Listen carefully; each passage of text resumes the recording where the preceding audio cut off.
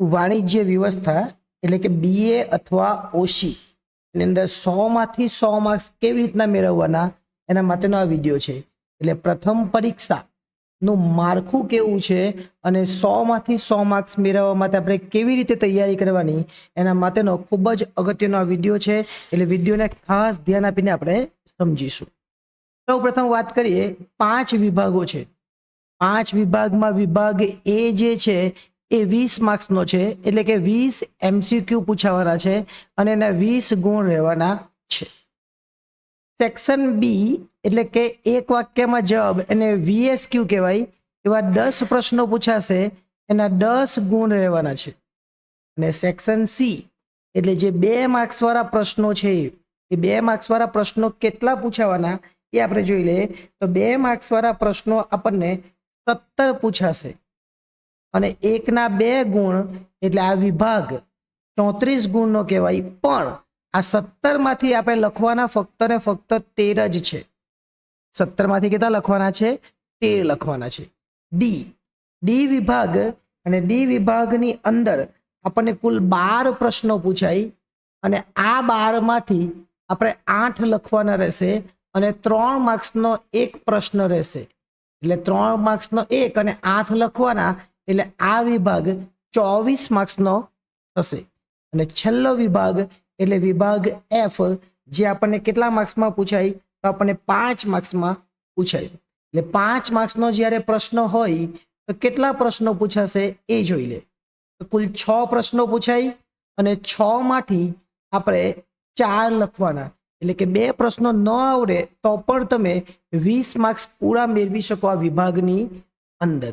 શરૂઆત કરીએ આપણે વિભાગ એ થી. તો વિભાગ એ ની અંદર આપણે આગળ જણાવ્યું એ પ્રમાણે 20 એમસીક્યુ પૂછાવાના છે અને આ 20 એમસીક્યુ ના માર્ક્સ પણ કેટલા છે? તો 20 જ માર્ક્સ છે. પણ ખાસ અગત્યનું એ છે કે એમસીક્યુ ક્યાંથી પૂછાશે? તો પ્રથમ પરીક્ષાની અંદર 1 થી 7 ચેપ્ટરનો સિલેબસ છે. એટલે આપણે તૈયારી કરવા માટે 7 ચેપ્ટર ભણવા પડે અને 7 ચેપ્ટર એટલે 7મું ચેપ્ટર છેલ્લું અંકુશ. અને અંકુશ સુધી તમે ભણો એટલે તમારા 100 માંથી 100 માર્ક્સ કેવી રીતના આવે એના માટે તમને બધી જ ખબર પડી જાય. ઓકે, શરૂઆત કરીએ આપણે વિભાગ એ ના 20 પ્રશ્નો જે પૂછાવાના એ 20 પ્રશ્નો ક્યાંથી પૂછાવાના એની. તો સૌપ્રથમ જે પહેલું ચેપ્ટર છે એમાંથી 4 પ્રશ્નો પૂછાય. એટલે 1 અને 1 આ પહેલા ચેપ્ટરમાંથી 4 પ્રશ્નો પૂછાય. બીજા ચેપ્ટરમાંથી 2 પ્રશ્નો પૂછાય. બીજા ચેપ્ટરમાંથી કેટલા પ્રશ્નો? 2. ત્રીજા ચેપ્ટરમાંથી પણ 2 પ્રશ્નો પૂછાય. ચોથા ચેપ્ટરમાંથી 4 પ્રશ્નો પૂછાય. ચોથું ચેપ્ટર છે એમાંથી કેટલા પ્રશ્નો પૂછાય? 4. પાંચમામાંથી પણ 4 પૂછાય. 1 2 3 અને 4. છઠ્ઠા ચેપ્ટરમાંથી 2 પ્રશ્નો અને 7મા ચેપ્ટરમાંથી 2 પ્રશ્નો. એટલે કુલ 20 પ્રશ્નો કયા કયા ચેપ્ટરમાંથી પૂછાવાના એ જોઈ લેજો. પહેલા ચેપ્ટરમાંથી 4, બીજામાંથી 2, ત્રીજામાંથી 2, ચોથામાંથી 4, પાંચમામાંથી 4, છઠ્ઠામાંથી 2 અને સાતમામાંથી 2. બધામાંથી બબ્બે છે. ખાલી 1, 4 અને 5 જે છે 1, 4 અને 5 એમાંથી આપણને 4 પ્રશ્નો પૂછાય. બાકીના બધામાંથી બબ્બે પ્રશ્નો પૂછાવાના છે. આગળ ચાલીએ. Section B. સેક્શન બી એટલે વિભાગ બી, જેને એક વાક્યમાં જવાબો જે પૂછાય છે એની વાત છે. એક વાક્યના જે પ્રશ્નો છે એ કેટલા પૂછાવાના? 10. એને વીએસક્યુ કહેવાય, એટલે કે વેરી શોર્ટ ક્વેશ્ચન. અને એના માર્ક્સ પણ કેટલા હોય? તો 10 જ માર્ક્સ હોય. હવે આ 10 પ્રશ્નો ક્યાંથી પૂછાવાના એ પણ જોઈ લે. 10 પ્રશ્નોનો ક્રમ પણ આને આ જ રહેશે, એટલે એ પણ ખાસ ધ્યાન રાખવાનું. 21 થી લઈને 30 સુધી 1 થી 20 એમાં પૂછાય. તો પહેલા ચેપ્ટરમાંથી 2 પ્રશ્નો, જે પહેલું ચેપ્ટર છે એમાંથી 2 પ્રશ્નો, બીજામાંથી 1, ત્રીજામાંથી 1. ત્યાર પછી ચોથા ચેપ્ટરમાંથી 2 પ્રશ્નો, પાંચમામાંથી 1, છઠ્ઠામાંથી 2 પ્રશ્નો અને 7મા ચેપ્ટરમાંથી 1. એટલે એમ કુલ 7 ચેપ્ટર છે અને 7 ચેપ્ટરમાંથી કયા ચેપ્ટરમાંથી ક્યાં પ્રશ્નો પૂછાશે એ આપણે જોઈ લીધું. હવે આપણે આગળ ચાલીએ સેક્શન સી તરફ. હવે આ જે વિભાગ સી છે એ વિભાગ સી પણ ખૂબ અગત્યનો છે, કારણ કે વિભાગ સી ની અંદર કુલ 17 પ્રશ્નો પૂછાવાના છે અને આ 17 પ્રશ્નોમાંથી 13 પ્રશ્નો આપણે સાચા લખીએ અને દરેકના 2 ગુણ ગણીએ તો પણ 26 માર્ક્સ આપણા પૂરા આવી જાય અને આ વિભાગ પણ 26 માર્ક્સનો જ છે. એમ જોવા જઈએ તો 17 દુ 34 માર્ક્સ વિકલ્પ સાથે, પરંતુ આપણે 13 જ લખવાના છે. 17 માંથી 13, 4 પ્રશ્નો તમને ન આવડે ને તો પણ આપણે પૂરા માર્ક્સ મેળવી શકીએ. એટલે 13 પ્રશ્નો આપણને આવડવા જોઈએ. આ 13 પ્રશ્નો ક્યાંથી પૂછાય એ જોઈ લે. 13 પ્રશ્નો કયા કયા એ પણ ખાસ ધ્યાન રાખજો. 31 થી લઈને 47 સુધીના 17 પ્રશ્નો પૂછાવાના છે.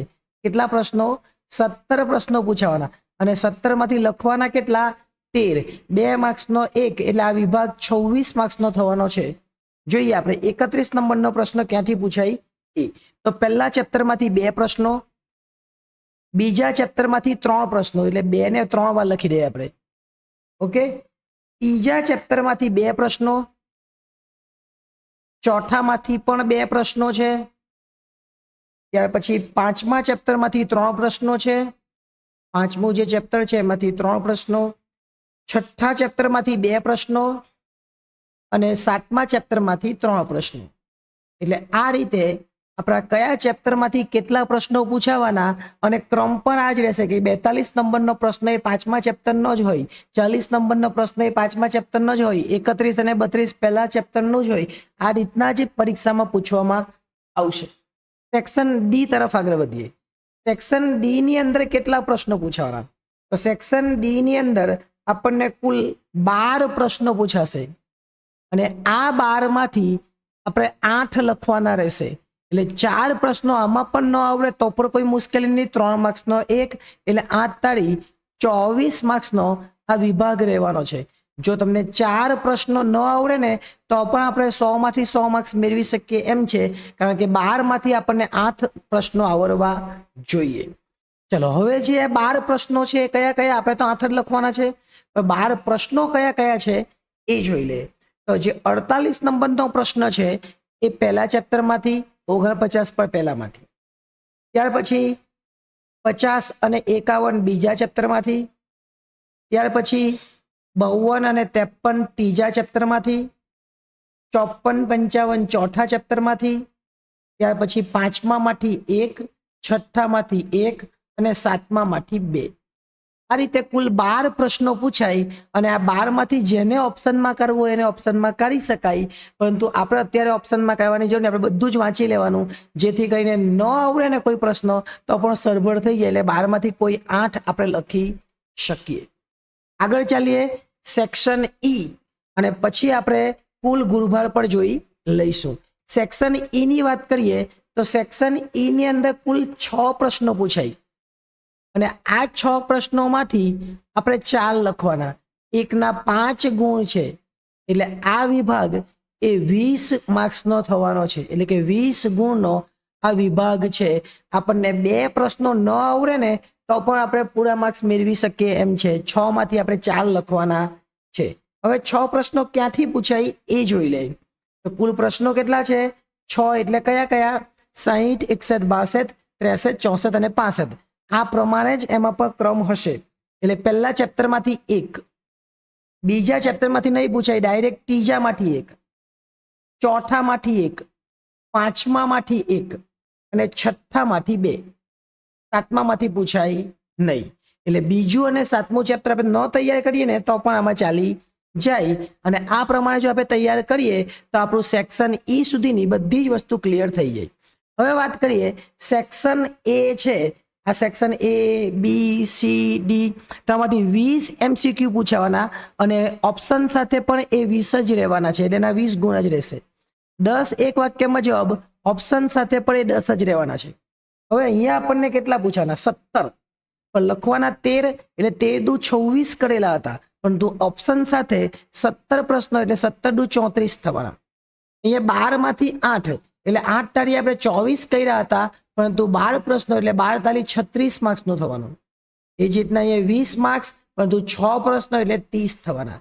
એટલે અહીંયા 20 ને 10 30, 64, 64 ને 70 ને 100 થઈ ગયા, 100 ને 130 થઈ ગયા.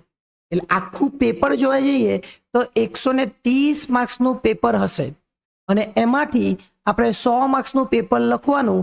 30 માર્ક્સ જે છે એને આપણે ઓપ્શનમાં કાઢી શકીએ એમ છે. એટલે એને ઓપ્શનમાં કાઢીને પણ આપણે 100 માર્ક્સ પૂરા લાવી શકીએ. એટલે કે પૂરા આપણા 100 માર્ક્સ આવી શકે. એટલે જો 100 માર્ક્સ લાવવા હોય તો 100 માંથી 100 નથી લાવવાના, આપણે તો 130 માંથી 100 લાવવાના છે. અને બાકીના 30 માર્ક્સનું આપણને ન આવડે તો પણ આપણે સારામાં સારા માર્ક્સ મેળવી શકીએ. એટલે આ અગાઉ એકાઉન્ટ, સ્ટેટ આ બંનેના વિડીયો આપણે બનાવી દીધેલા છે. આ ઓશી એટલે કે BA નો વિડીયો છે. ત્યાર પછી ઇકો અને SPCC માટેનો પણ 100 માંથી 100 કેવી રીતના લાવવાનો એનો વિડીયો આવશે. આ વિડીયો ગમ્યો હોય તો વિડીયોને લાઈક કરી દેજો. ચેનલને અત્યાર સુધી સબસ્ક્રાઇબ ન કરેલી હોય તો એ પણ કરી લેજો. આભાર.